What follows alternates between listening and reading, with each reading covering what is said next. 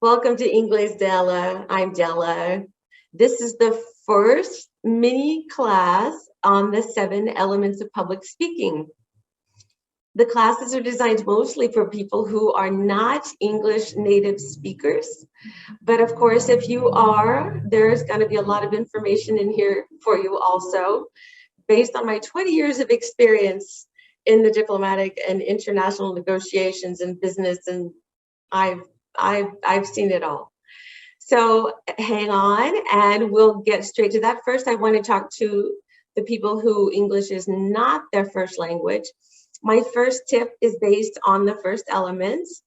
So the first element is the speaker, us. So what's one of our Achilles heels, right? Our accent. So first thing, work on your accent. I've got exercises on my channel. You can check those out, and I'm sure you have your own. Really work on them. It really does help. And then the second technique is wonderfully helpful. Have a native speaker record your presentation, just the audio. That way you can listen to it. It will really help influence your pace, your pronunciation, the intonation. Very effective. All right, let's get straight to the material. So as you, the speaker, right, the source, your motivation, why are you presenting? Is it just something you have to do for your job? Is it an opportunity to rise in your career? Do you have a message? Are you working with an NGO and you want to get your message across? What's your motivation? That will be the fuel of your entire speech, and you can use it to keep you going in moments of stress. The best messages are sent by messengers who are engaged with their subject. I've been to probably hundreds and participated in hundreds of conferences and speeches, and I can't even get started. And each one of them, even when it's the most boring topic, if the speaker thinks it's interesting, we, the audience, think it's interesting. So you might try that. Like maybe you're not comfortable at all with your topic, or you find it's going to be boring, no one's going to listen. Film yourself talking about it dry, and then film yourself talking about it like you're really interested in it, and exaggerate. So then you can find something kind of in the middle, right? So then, of course, your personality. Again, it depends who you're presenting to, how much personality you can show. I'm sorry, there's so much noise out on the street tonight. I live in Rio de Janeiro on a busy street. Usually it's very quiet. But see, even that, good sense of humor can help you a lot. So since we're talking about personality, I would recommend that you assume something will go wrong.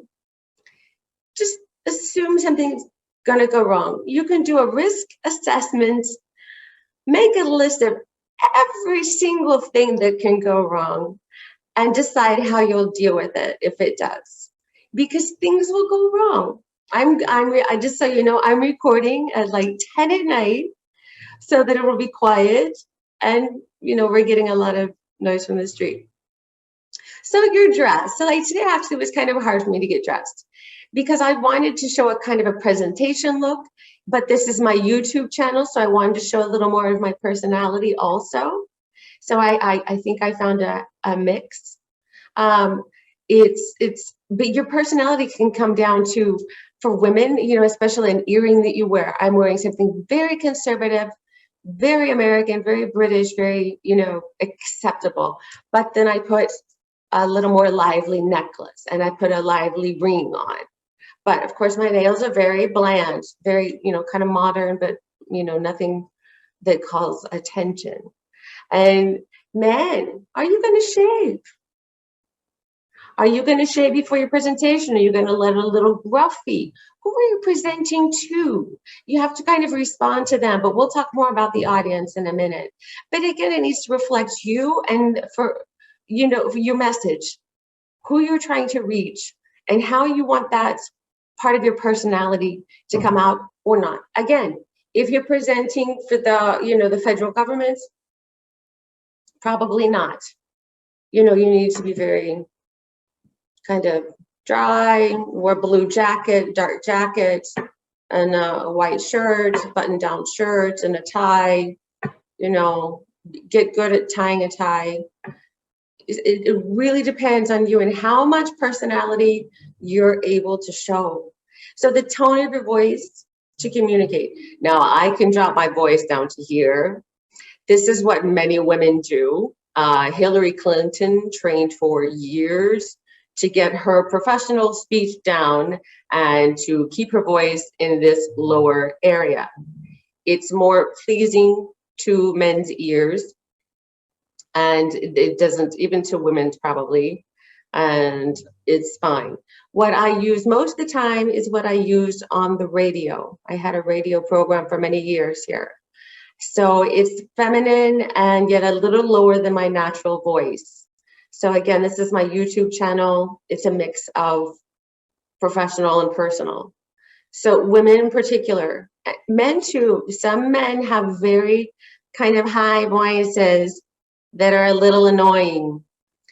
People will block that out. I'm going to tell you the truth here. People block it out. And here in Brazil, like, women are very strong about saying, I will not change my voice. But again, the speaker is the source of the information. So you have to decide how much of that I'm not going to change my voice is impeding your message. So again, credibility, the next point is credibility. How credible are you? I hope I'm credible. I have tons of experience and I want to share it all with you. Of course, there's not enough time, but your credibility also comes in your look.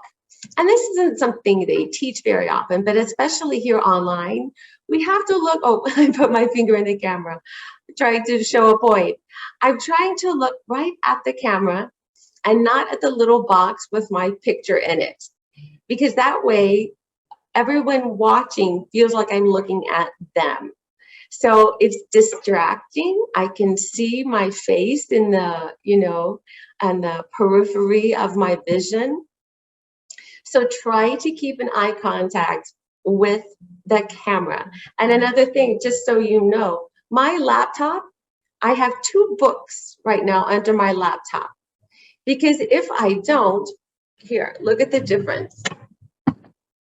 Look at the difference. See, nobody looks good with their laptop down here. Nobody. Look at this. Isn't that terrible? So I have my laptop up on 2 books, and I'm able to look right at the camera. And I look better. I don't look as old. Age is terrible, you guys. No, I'm not adjusted here. So the manner of your delivery. Are you convinced by your own argument? Are you trying to persuade a decision? Are you trying to sell a client on a service? Are you trying to sell a message? Because honestly, guys, as the speaker, we are salespeople also. We're trying to sell our audience on our position. So we have to have a lot of that information at hand and ready in our minds in case something happens or there's a question, and we're prepared. So the manner of your delivery, as it says here, empowers the message and the knowledge of a subject, and it gives your speech credibility. The next point is preparation. Yes, preparation. I've been leading up to this. It's all part of the preparation of the speaker. Everything I've spoken about so far really is just part of the preparation phase, right? Getting yourself prepared, getting your, you don't have to get your nerves under control. To this day, when I speak sometimes, my left leg shakes. So I prefer to sit when I'm presenting. And I have been presenting for years. So occasionally, even I have a physical reaction to my stress, or you know, this lip will go down. We all have something. My suggestion is accept it and try to work around it. So if you have what we call a nervous glitch, a nervous tick, excuse me, if you have one, accept it, acknowledge it, you're nervous, and move on. The more you try to control that tick, the worse it will get. If your leg shakes, as mine do, the best thing to do are lunges. Do you know what lunges are? When you stand up and then you go down, and you stand up and then you go down. Actually engage the muscles. So like if you get a nervous tick in your lip or here, some people get one here, some people get one up here. The best thing is to just actually tension the muscles and then relax. If you're going to speak at all, I would do the Angry Lion. It's a yoga facial exercise where you open your face as large as it will go, hold for 5 seconds, and then clench your face for 5 seconds. If you can do it 2 or 3 times in a row, it's the best. Look, my face looks better already. I should have done it before class, but I did it.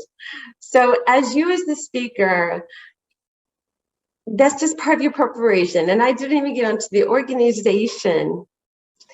There's some wonderful resources I can send you if you want. I'll try to put them in the comments that has basic argumentative structures that we use for essays in the United States and for arguments. I'll put them in the comments. There's one for persuasive argument and there's one for argumentative. So just following the outlines and write out a formal outline. Point 1, blah. A, because of this. B, because of this. 3, conclusion and lead in to the next point.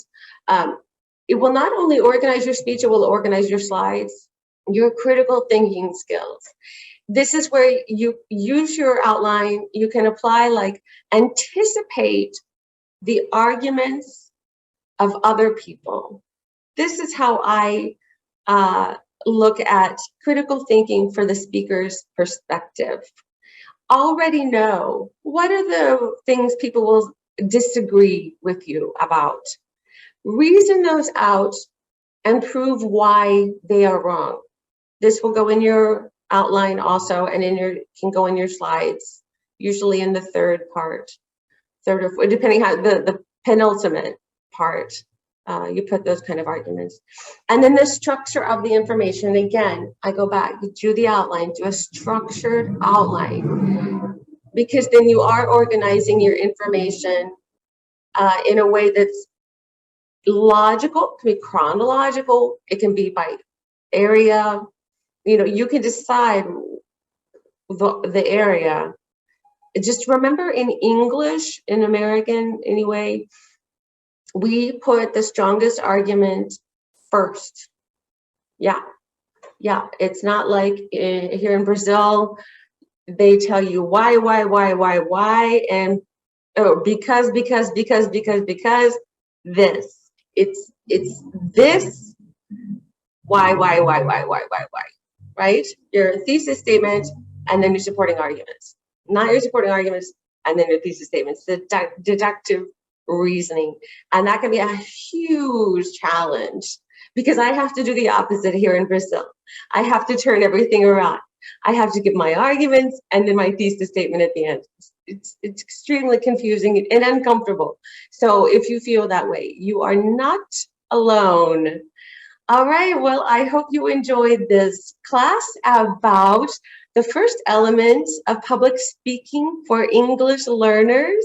If you have any comments or questions, please put them in the comments below. And feel free to subscribe to the page and give me suggestions of things you'd like to learn more about.